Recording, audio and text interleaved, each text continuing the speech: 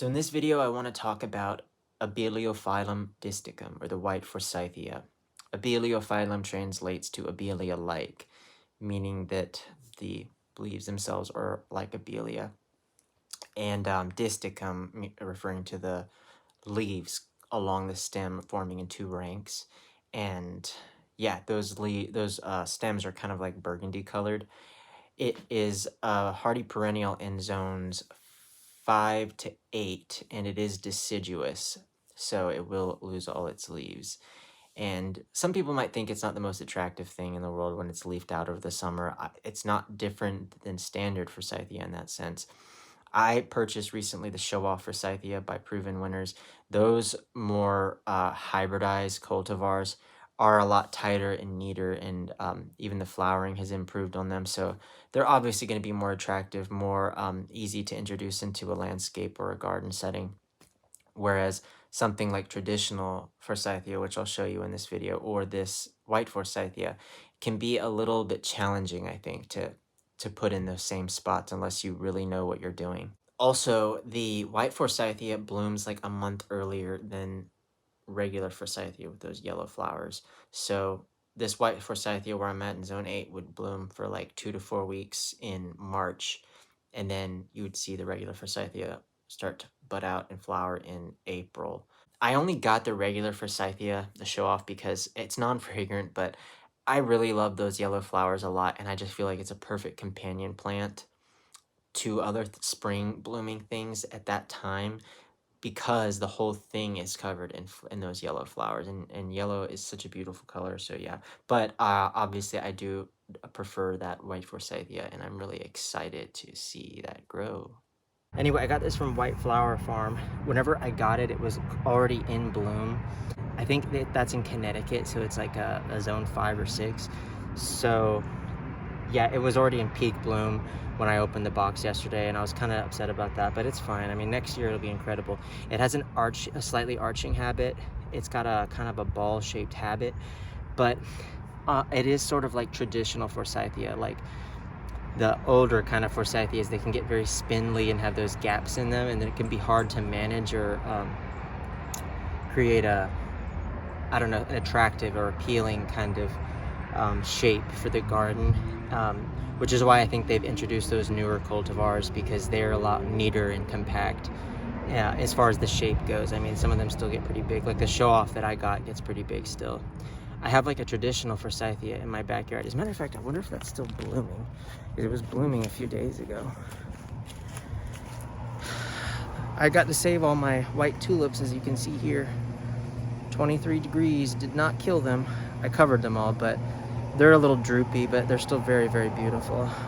It sucks that they're gonna be gone here soon, but they look so beautiful with the abelia. I was gonna let the Mondial tulips naturalize, but I might move them, I don't know.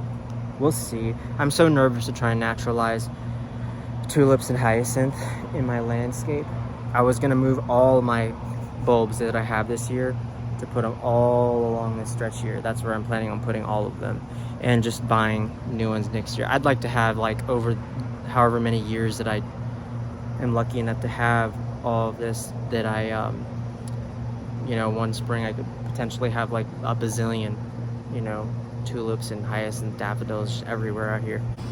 Everything back here was finally cleaned up for the most part, thank God. And I still haven't done anything with these. They're gonna go around my lily magnolia, I think, most of those, but that's work that I just don't feel like doing, but I need to. Just some amaryllis and paper whites. That is a squirrel. This has been here since I was a kid, if not longer. I mean, this, like, obviously you can see this shape as it gets. Like traditional Forsythia is just like, this arches heavily as it comes out. This particular Forsythia has never been managed. It's never been pruned. It's never been touched by human hands in the 20 or 30 years that it's been here. They're very pretty flowers though. It is non-fragrant. Kind of sucks like how this one doesn't, like, yeah, it hasn't been managed. I could easily take cuttings from this. You could see there's just more like all over the place. There's multiple ones all over here. I mean, wherever, if this thing hits the ground somewhere, it'll end up rooting. So you can see it's just all through there. It's very beautiful, but it can get kind of invasive, and I think some people don't like it. But it is really pretty. Anyway, yeah, the white forsythia is fragrant. It is highly fragrant.